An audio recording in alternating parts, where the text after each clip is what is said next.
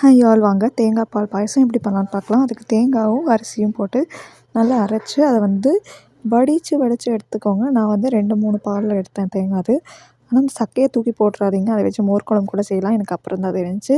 நான் ஆனால் சக்கையை வேஸ்ட் பண்ணிட்டேன். நெக்ஸ்ட் டைம் நானும் செய்ய மாட்டேன். நீங்களும் அதை சேவ் பண்ணிக்கோங்க. அதுக்கப்புறம் வெல்லம் பாக வச்சுக்கலாம். ஒரு தனி பேனில் கொஞ்சோண்டு நெய் விட்டு வெல்லம் நான் 1 கப் அளவு போட்டேன். எனக்கு 2 டம்ளர் அளவு வந்துச்சு தேங்காய் பால். ஸோ நான் வெல்லம் 1 கப் தான் போட்டேன். I'm not a sweet lover. So கம்மியாக போட்டேன். அப்புறம் கொஞ்சம் தண்ணி விட்டு இதை நல்லா நுரைச்சி பாகு மாதிரி நல்லா வச்சுக்கலாம். இந்த மாதிரி காட்டுறேன் பாருங்கள். இது இதுக்கப்புறம் வடிகட்டி வச்சுக்கோங்க. அந்த பால் நீங்கள் தேங்காய் பால் அடுப்பில் சிம்மில் வச்சு காய்ச்சிட்டே இருக்கணும்.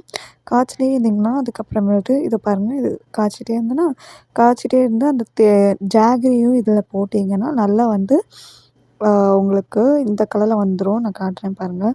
நல்லா எல்லோயிஷாக நல்லா க்ரீமியாக சூப்பராக வரும். கொஞ்சம் தண்ணியாக தான் இருக்கும் இந்த பாயசம். இதே மாதிரி தான் இருந்துச்சு. இதுக்கப்புறம் பார்த்தீங்கன்னா நீங்கள் நெய்யில் முந்திரி பருப்பு, திராட்சை அதெல்லாம் வறுத்து இதில் கொட்டினீங்கன்னா இந்த பாயசம் நல்லா டேஸ்ட்டாக வந்துச்சு. போக போக கொஞ்சம் கெட்டியாகிடும். நான் அரிசி லைட்டாக சேர்த்ததுனால நீங்கள் அதுக்கு தகுந்த மாதிரி பால் விட்டு கலந்துக்கலாம். நெக்ஸ்ட் வீடியோவில் பார்க்கலாம். பாய்.